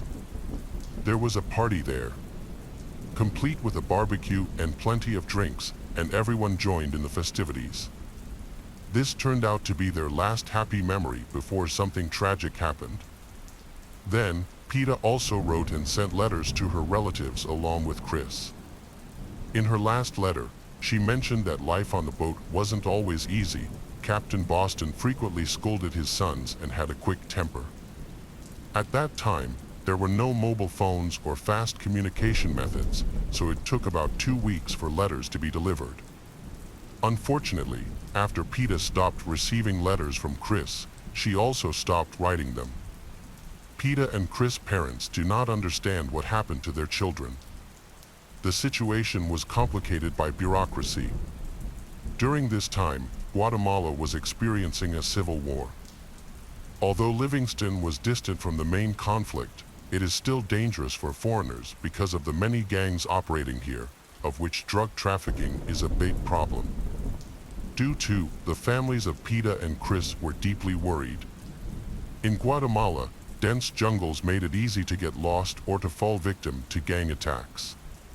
It was common for individuals to disappear entirely. In such case, kidnappings were frequent, and for a foreigner, simply getting lost in the jungle usually means will die. Peta's family and Chris's family searched for any leads to find their missing children. They sent numerous letters and appeals across Central America, reaching out to city officials and medical centers, but they received no useful information. It was as if their children had vanished completely. Peta's family and Chris's family were devastated when they could not find any information about their loved ones for 6 months. They then hired a private detective in Belize, who took on the case and quickly established contact with a Catholic priest in Guatemala. The priest revealed that the bodies of a young man and a young woman of European descent had been discovered the previous summer.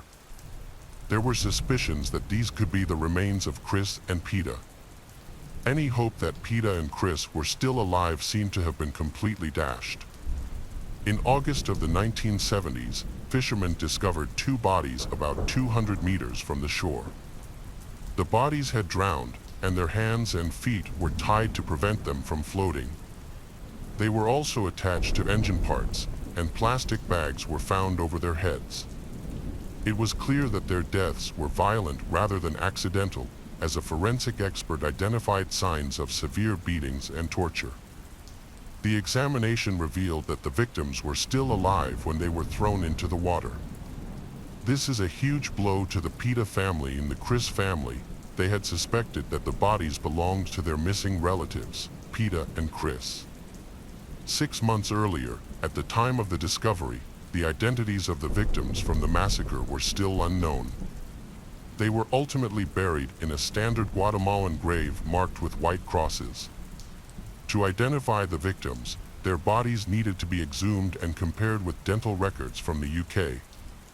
Implementing this process in Guatemala is very difficult, leading the relatives of Peta and Chris to attempt sending the remains back to the UK for examination by more experienced forensic experts.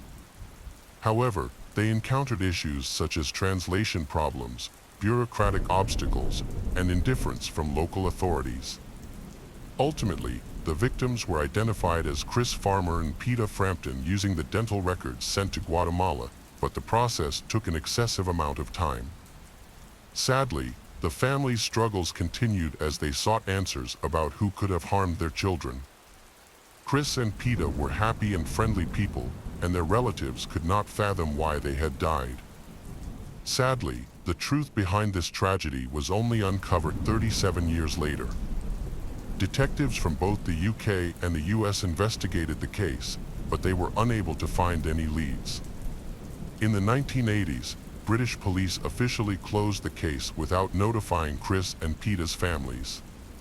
Penny, the younger sister of Chris, wrote letters to he for 4 years, sending birthday and Christmas wishes, but received no response. This situation deeply affected both families, Peta and Chris, who lost their son and daughter.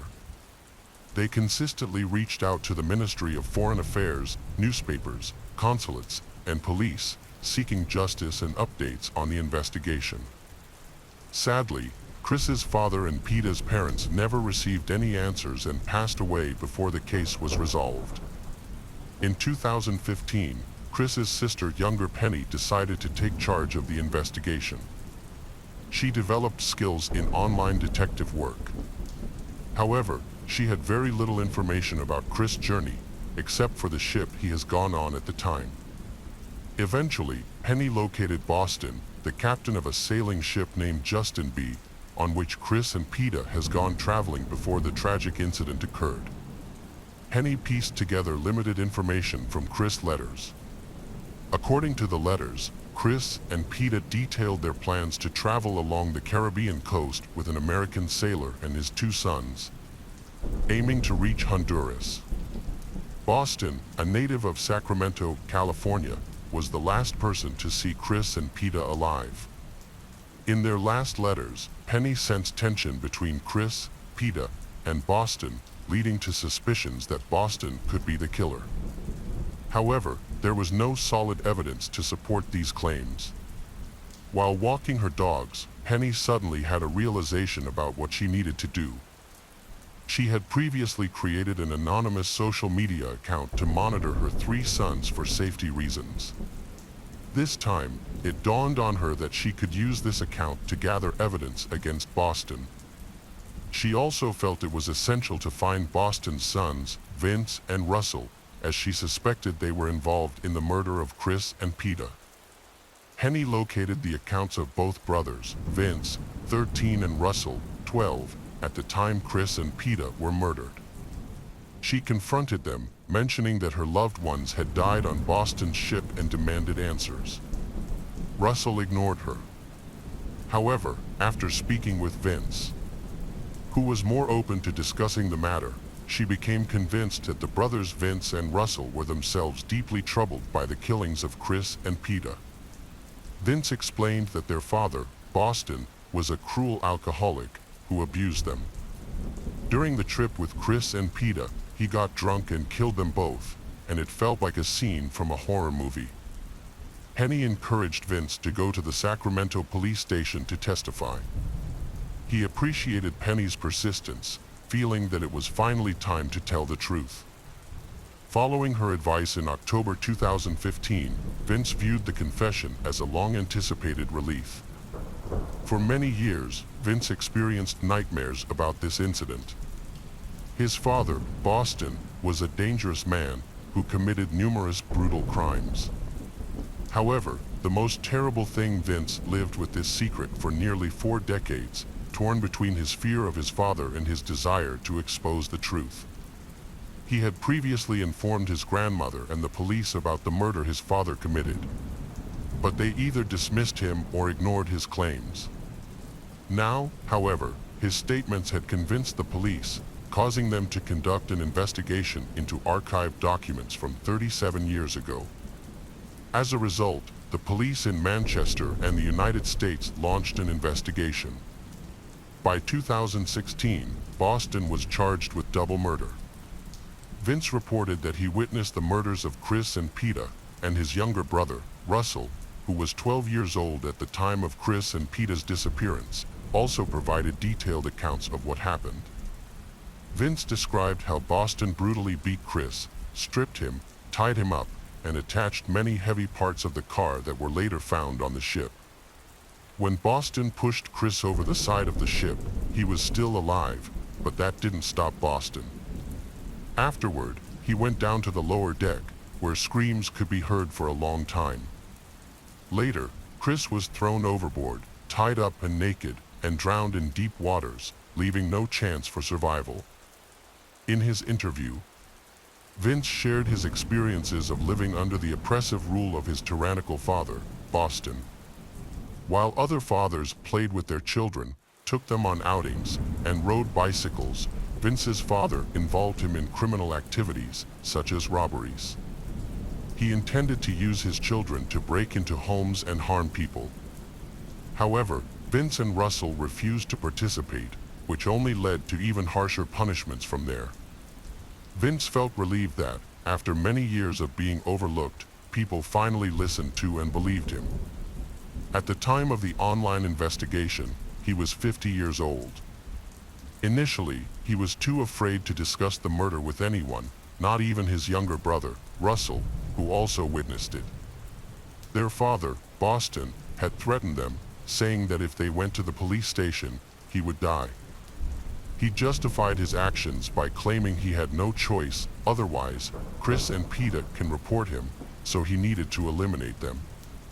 Boston believed that informers were the worst kind of people.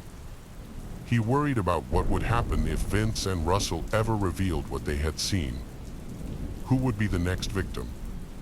The threats intimidation Vince and Russell faced deeply affected them.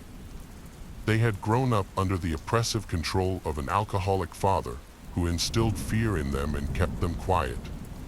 Despite this, Boston's eldest son, Vince, wanted to speak out and tried to do so as soon as he escaped from his father's grasp. Vince noted that as an adult, he repeatedly reported the incident to the police, but his pleas were ignored and even mocked. At first, Penny believed Boston's children were involved in the crime.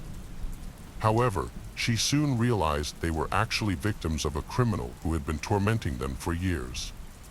Vince and Russell found themselves in a desperate situation, and Peter's fate was sealed as soon as they got on the ship. Records show they were misled into boarding under the false belief that Captain Boston was offering cruises called Robinson Crusoe. At first, life on the ship was enjoyable. The young passengers loved sailing and treated each other kindly. The Captain Boston took them to beautiful, remote locations, and they thought this journey would be a memorable adventure on their small vessel. However, the ship and its Captain Boston were not what they appeared. He took Chris and Peter on this trip to escape from the lull. He wanted to avoid facing charges for a rape he had committed in California, so he fled to Belize. To the criminal Boston, Chris and Peta looked like a great opportunity for easy money. From the beginning, he planned to dock at a remote harbor to rob them and steal their belongings. As the police investigated this frightening man further, Boston, they discovered that he was likely involved in multiple murders. He had long been the main suspect in the disappearance of his third wife, Mary Lou, who vanished after expressing her desire for a divorce and wanting to take their two sons, Vince and Russell, with her.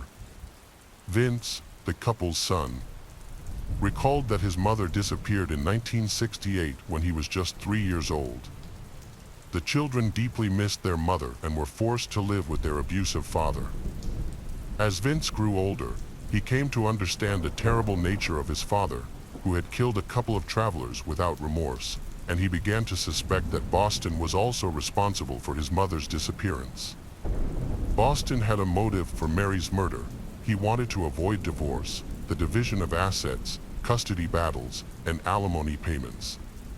Vince and Russell's grandmother told them that Boston had shot Mary in the back, but it was unclear where she got this information, and Mary's body was never found.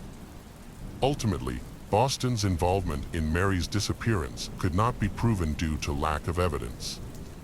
The brothers Vince and Russell often sought answers about their mother's, Mary's fate, but their father was reluctant to discuss it. During his childhood, whenever they brought up the subject, he would harshly punish them, which instilled a lasting fear in them about bringing up the topic. Boston's children, Vince and Russell, described their childhood as walking on a knife's edge. Boston was often drunk and could become aggressive, and when he used drugs, his behavior became erratic. This led to harsh punishments for the children. They were reprimanded for even minor missteps. For them, the boat trip was one of the most terrifying experiences of their lives, as they feared they might suffer the same fate as their mother, Mary. However, during the trip, Vince fondly recalled Chris, who had taken the time to teach the boys new things. Since their mother's disappearance, they had not encountered such kindness in a long time. Boston was different around new people. He was charming, cheerful, and the life of the party. However, this changed when he became uncomfortable with strangers and began punishing his children again.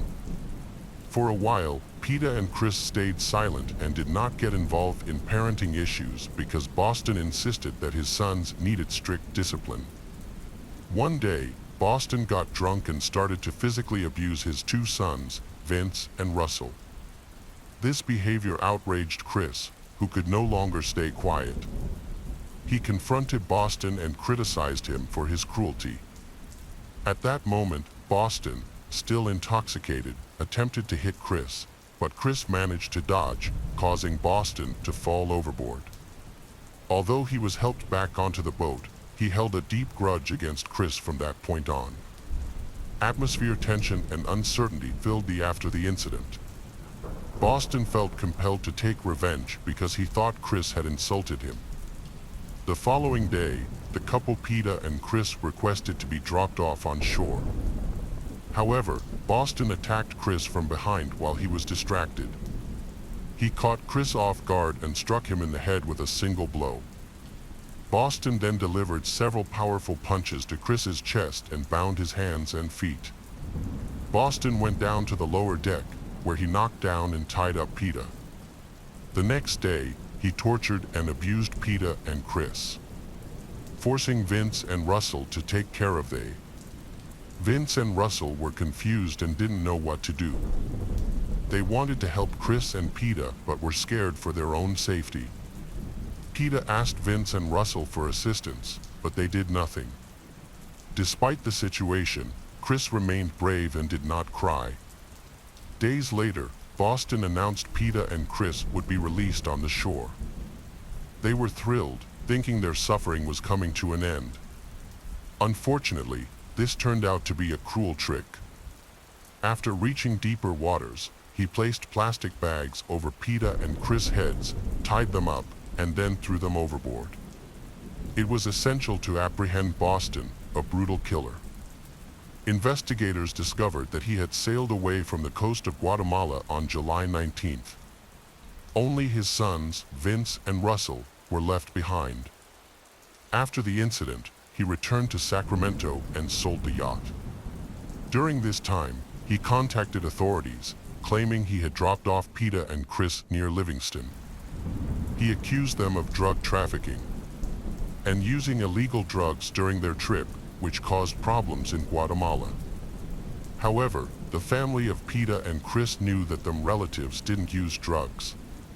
Despite this, Boston disappeared and could not be found due to bureaucratic complications, leaving the case unresolved. Sadly, the case never went to trial. Boston was eventually found in a nursing home in Eureka, California, and was arrested on December 1, 2016. While awaiting a hearing, he faced several health issues. Just weeks before Penny and her mother were set to fly to the U.S. for the hearing, Boston's health rapidly declined. In April 2017, at the age of 75, Boston died in custody. An autopsy revealed heart and liver problems. Medical staff at the prison hospital reported that after Boston learned about the upcoming hearings, he refused to take his prescribed medications, which worsened his condition.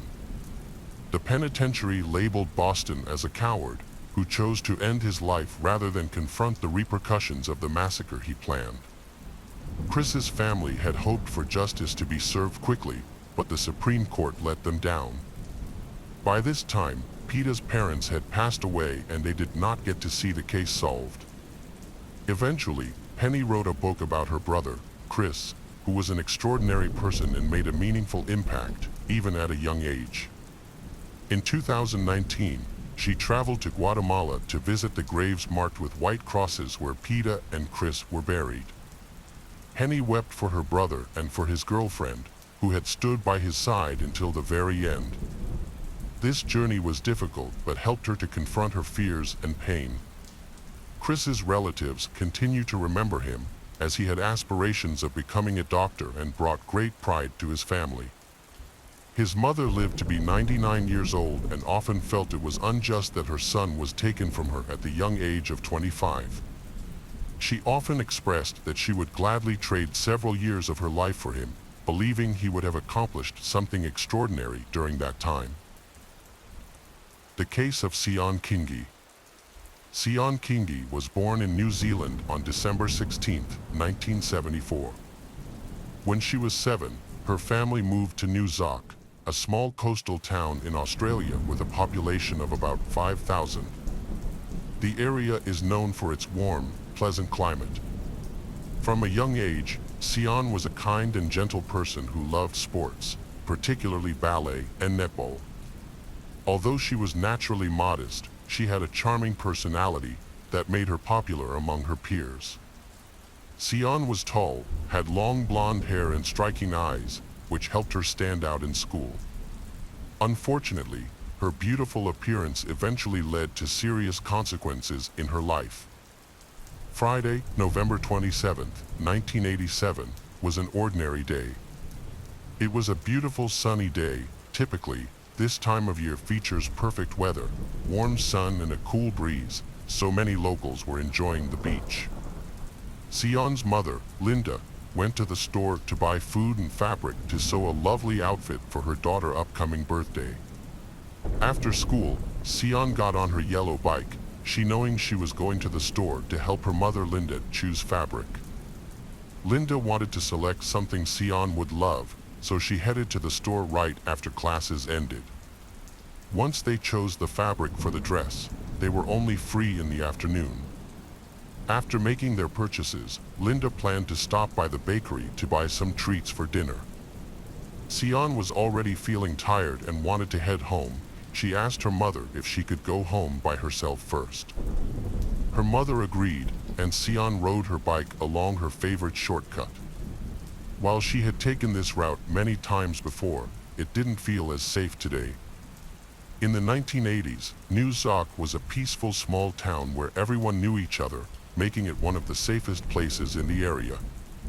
The Kingi family's home was only a few kilometers from the local store, they easily reachable by bike in just a few minutes. Linda felt secure allowing her 12-year-old daughter, Sion, to ride there alone, as nothing bad had ever happened in their quiet town. In fact, her mother would follow her right after buying a few things. At 4:45 p.m., Sion rode her bike toward home, taking a path that went through the park, while Linda drove a different route in her car. Since Sion wasn't biking too quickly, she and her mother were only a few minutes apart. Linda anticipated arriving home just after Sion. However, when returned, Linda found no one at home. Sion was not there, and her yellow bicycle was missing. Initially, Linda wasn't worried about Sion's absence. The girl might have met a friend or stopped by to visit someone, especially with the weekend approaching after a long school week. Teenagers often hang out after classes, and Sion had many friends, so it was normal for her to drop in on someone. Sion had just picked out a beautiful fabric with her mother, Linda, and she could have wanted to share her weekend plans with a friend, as they were also planning to meet up. However, Linda soon began to feel anxious. Sion was well-behaved and never stayed out long without permission. Then, Linda decided to call several of Sion's friends to check if she was with them. To her dismay, no one had seen Sion. By 8 p.m., Sion still hadn't returned home. Although they lived in a small, quiet town with little traffic, Sion always respected the curfew and never wandered outside after dark. On Friday evenings, people often relax and take walks after work. As darkness falls, even the safest towns can become risky. Linda recognized this, so she chose to walk the route that Sion typically took on her bike. This path was the quickest way from their home on the outskirts to the shops in the city. Linda and her husband walked together, and about halfway there, they discovered Sion's yellow bicycle abandoned, but they did not see the girl. The abandoned bike raised concerns, especially since it was Sion's first bike, one she had cherished and would never willingly leave behind. Unfortunately, they couldn't find Sion nearby. Her parents called for her, but there was no answer. They decided to head to the police station. Before leaving, they checked their house to see if Sion had returned and bring a picture of her. With the photo in hand, they went to meet the police. The officers took their report about Sion's disappearance and officially declared her missing. The community was tight-knit, and the city had an extremely low crime rate, so everyone believed Sion would be found quickly. This situation seems to stem from a simple misunderstanding. Sion might have been hanging out with friends or got lost while walking in the forest. However, one officer recalled that there had been a kidnapping in the area shortly before this incident. To address the situation, the police reached out to local media, as they did not have access to social networks or the internet at the time. The following morning, a report about Sion's disappearance was broadcasted, in hopes of finding witnesses who might have seen her the night before. Several people came to the police station with information, but they all insisted they hadn't noticed anything suspicious. These witnesses had seen Linda and Sion while they were picking out fabric for a dress, but none of them saw Sion on their way home, and no one was on the path at that time. The witnesses provided varying details and tried to highlight any unusual occurrences, such as strange cars or odd behavior from local residents. However, they no saw that was watching Linda and Sion. A witness reported seeing a dirty white station wagon on the evening of the incident. When police were notified, they discovered the car contained a dark-haired man and a heavy-set woman. They seemed to be aimlessly driving around, possibly searching for someone. It's conceivable that Sion might have come into contact with them. Witnesses noticed this suspicious couple shortly before Sion went missing. The police working on the case noted there were approximately 170,000 station wagons in the area, with about 10,000 of them being white. As a result, the search area has been much wider. Investigators needed to examine all the cars in the region and pursue additional leads. Many police officers and hundreds of volunteers joined the search. Friends, family, neighbors, and members of the community came together to assist in the search for Sion. Ground and air search teams were organized, and photographs of the location where Sion went missing were taken and shared with the media. This method is often used to help potential witnesses recall details about what happened that day. No one was able to provide useful information to the police at first. However, by Sunday, several new witnesses came forward and aided the investigation. The first witness was sunbathing by a stream in the forest when she was attacked by an unknown man. He harassed her and attempted to drag her into his car, which was identified as a white Kingwood station wagon. A second witness saw the incident and assisted the girl in fending off her attacker. Afterward, this witness followed the suspicious vehicle when the driver tried to flee the scene, but he eventually lost sight of them. He managed to give a detailed description of the car and provided the police with its license plate number, 429. The detectives decided to check the phone number associated with the car with that plate number. They found that this number was registered in the area. It belonged to a woman named Valmay Beck. The detectives quickly located her address and visited her home. A man answered the door and confirmed he knew Valmay. He explained that he was not her relative, but her stepson. He also added that her husband knew was Barry, and they had been married for a year. The description of Barry's closely matched the composite sketch created from the witness's account of the attack near the stream. The suspect's name was Barry Watts. However, the police lacked sufficient evidence to arrest him or accuse him of kidnapping Sion. Despite this, both Barry and Valmay were viewed as potential suspects in the case. Unfortunately, the man didn't know Barry and Valmay's whereabouts. They frequently moved and rented different places, which seemed suspicious. 3 days after Sion disappeared, another witness came forward with information. This witness also reported seeing a white Holden Kingwood near the creek and described the driver as athletic, mentioning a plump woman who was acting suspiciously. After conducting a background check on Barry and Valmay, the police discovered that both had recently been released from prison in Perth, Western Australia, right before Sion went missing. Both Barry and Valmay had extensive criminal records. Just weeks prior, they relocated to Queensland from Perth, pausing their criminal activities after serving their parole. They arrived in a sedan but quickly switched to a white station wagon, which had been linked to several suspicious incidents. The police recognized that they were dealing with dangerous individuals with a long history of armed robberies, break-ins, and forgery related to obtaining fraudulent documents. This was just a portion of Barry and Valmay's criminal history. This news was alarming for the Sion family. If their daughter, Sion, became involved with these individuals, her chances of being found alive and safe were slim. At the time, Barry was 33 years old, and Valmay was 43. Valmay had 6 children from previous relationships. Both police and Sion's family viewed Barry and Valmay as particularly dangerous criminal wanted.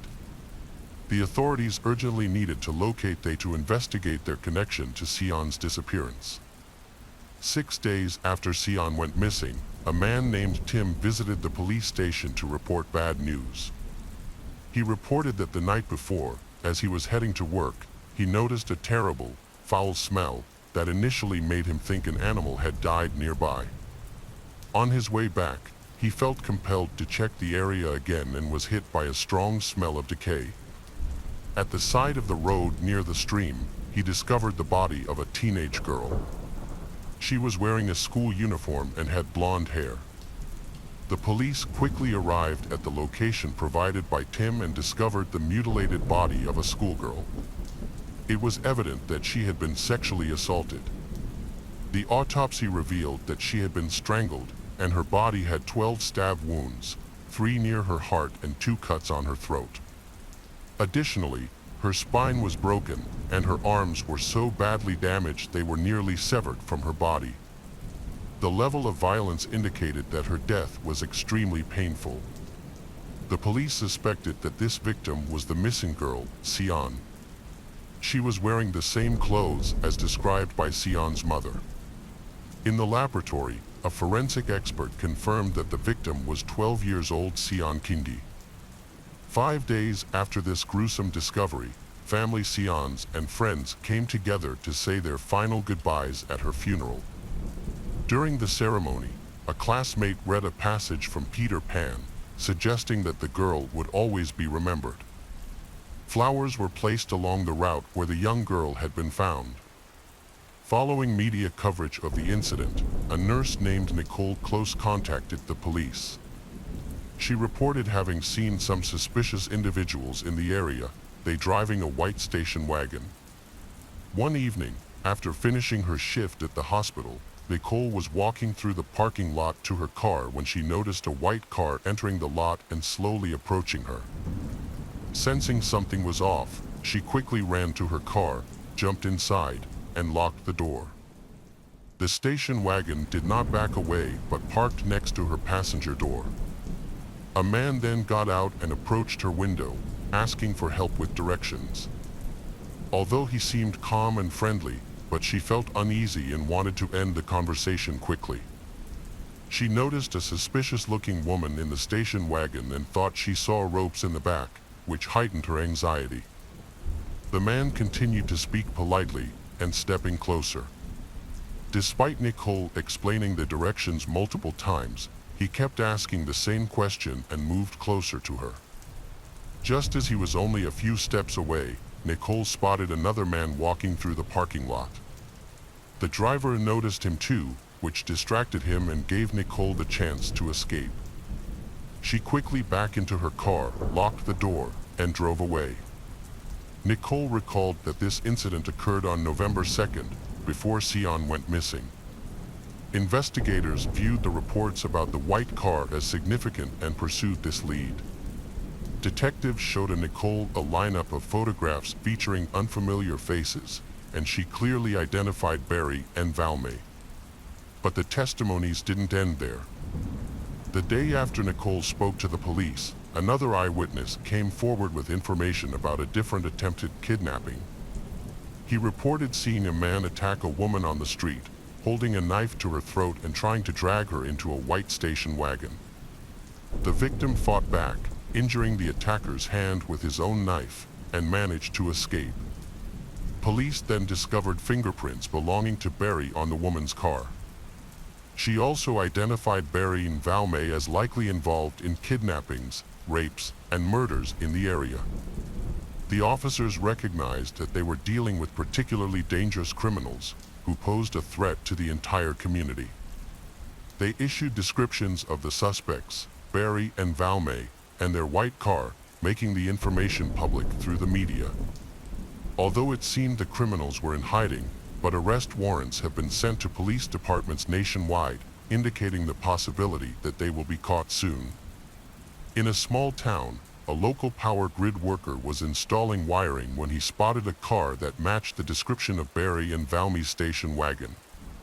He remembered it because of a media alert he had seen a few days earlier.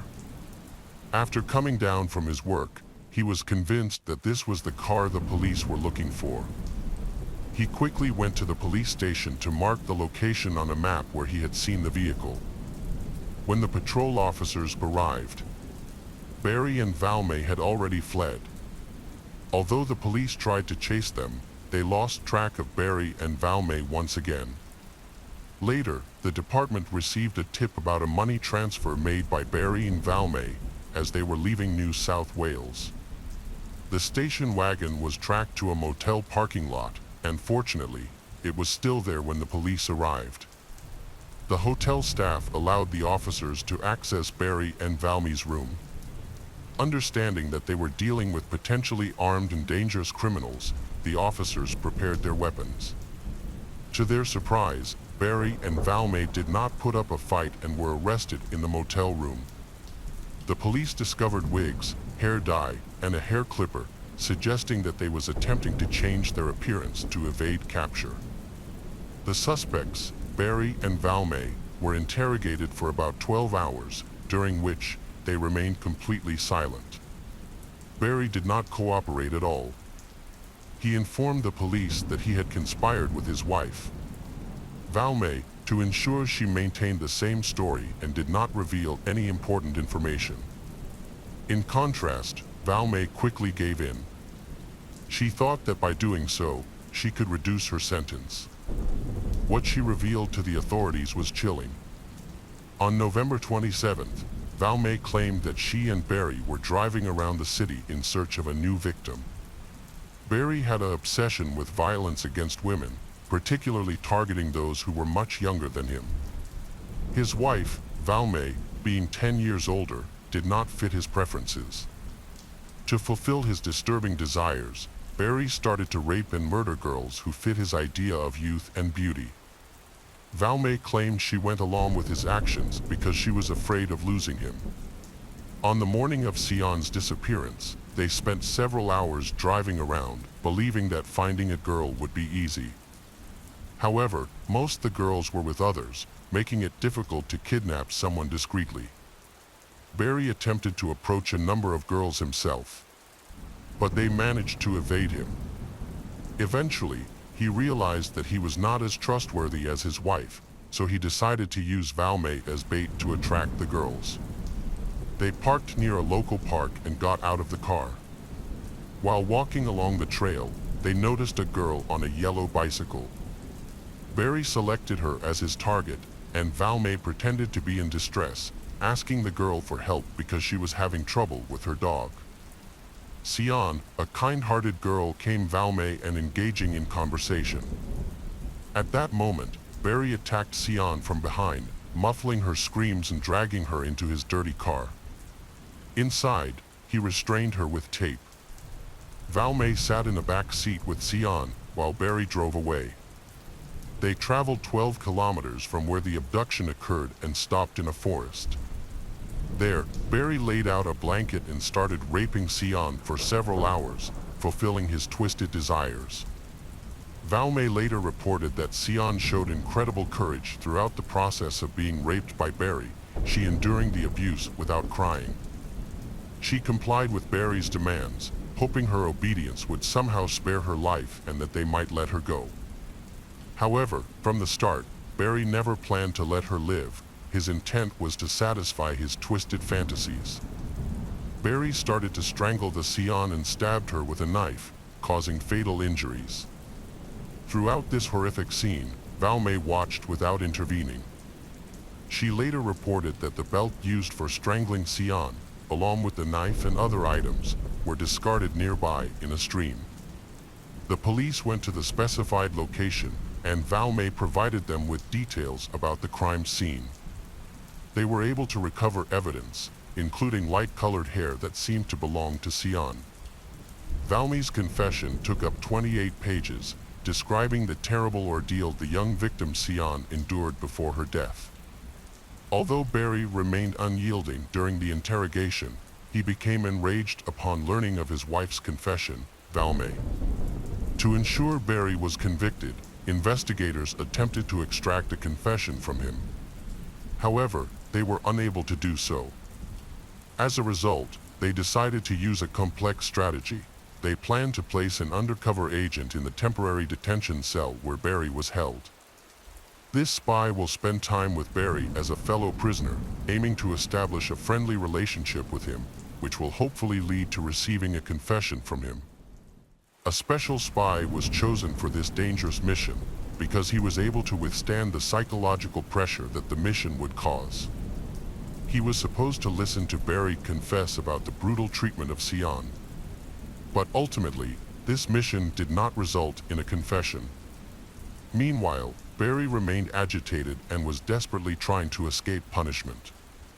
During one meeting with his wife, Valmay, he subtly suggested that she should end her life before the trial to avoid testifying against him.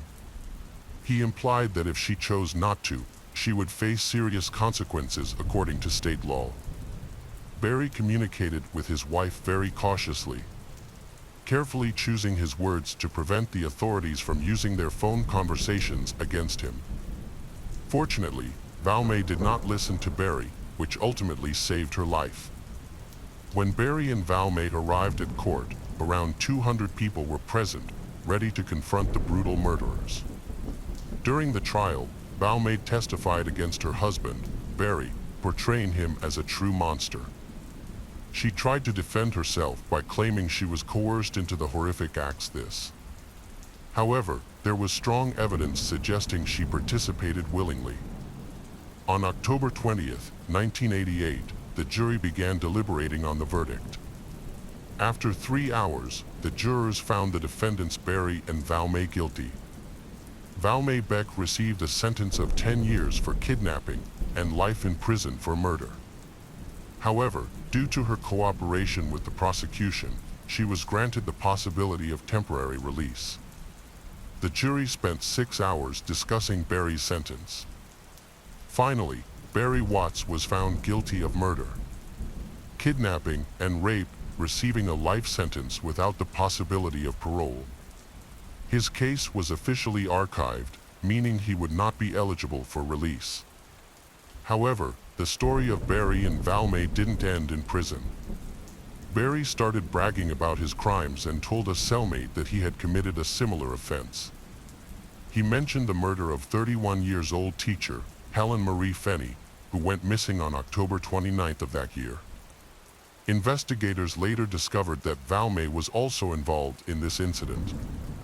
Valmay admitted to witnessing her husband murder the teacher Helen, after which they placed her body in the trunk of their car and disposed of it in a landfill near Brisbane. Barry remained silent during police questioning, refusing to provide any information about the second victim, Helen. He seemed to hope to challenge the verdict in Sion's case in the future. However, in 2007, he confessed to murdering Sion and detailing the crime. Valmay endured assaults while in her cell, suffering regular beatings, including a severe head injury from a tin can. To ensure her safety, she was transferred to a more secure correctional facility. During her time there, she converted to Christianity and started to make positive changes in her life. Valmay applied for parole 3 times but was denied each time. In 2007, she divorced her husband, Barry. She also struggled with serious health issues, such as obesity and diabetes. In 2008, her health declined significantly, leading doctors to place her in an induced coma immediately after heart surgery. The police hoped that while she was on her deathbed, she would confess to additional crimes that she and Barry was suspected of, including numerous kidnappings, rapes, and murders in the area. Sadly, she passed away at the age of 64 without regaining consciousness, taking with her all the secrets of their horrific crimes.